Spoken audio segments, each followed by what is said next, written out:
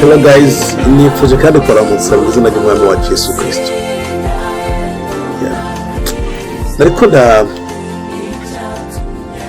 ndasoma ijambo ry'Imana mu kanya gaheze ryanditse mu gitabo cy'Itanguriro igihone cya 4 ku murongo w'7. Igihe Kayini na Abeli abantu bavukana bazaniye ishikanwa Imana, umwe azana kwiwe uruzano kwiwe, hanyuma Imana yemera ishikanwa rya Abeli cyangwa rya Kayini. Hanyuma Kayini acagira ishyari, acayica mwene wabo Abeli ataca muhoro. Byatumye Imana ibabara, kandi ngo ayo maraso ya Abeli n'ubu aracari ku gahanga ka Kayini. Yamarira Imana ngo icirabaza rero ngaha ku kigero cya 4 ku murongo w'7. Niwakora neza ntuzokwemerwa, ariko nutakora neza icyaha kibunze ku rugi, kandi niwe cifuza, ariko ukwiye kukinesha.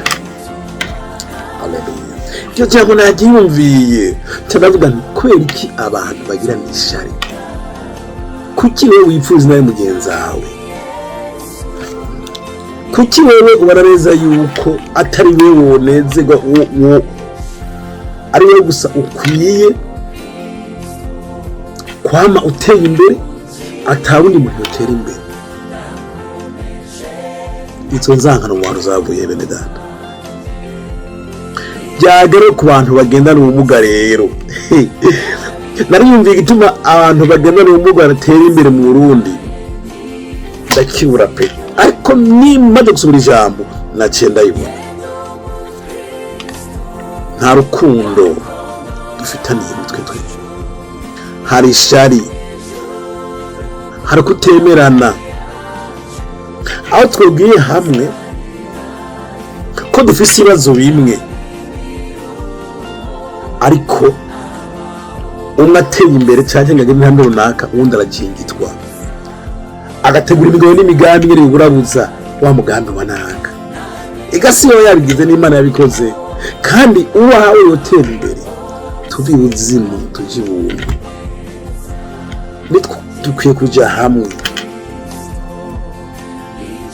Leta ntituyisabe gusa ngo dufashe, ahubwo leta tuyisabe itwunganire ku migambi twakoze, hanyuma natwe dushobore kwiteza imbere, duteze imbere n'igihugu. Ariko nitwagwanyana tuzomera nk'ikamyo yatobotse ipine itava hiri. Kandi niwagwana n'umugambi w'Imana uzorwana Imana, kandi iyo ntamba ntawe uzonesha, ntagwanye n'Imana ngo ayineshe. Ako kara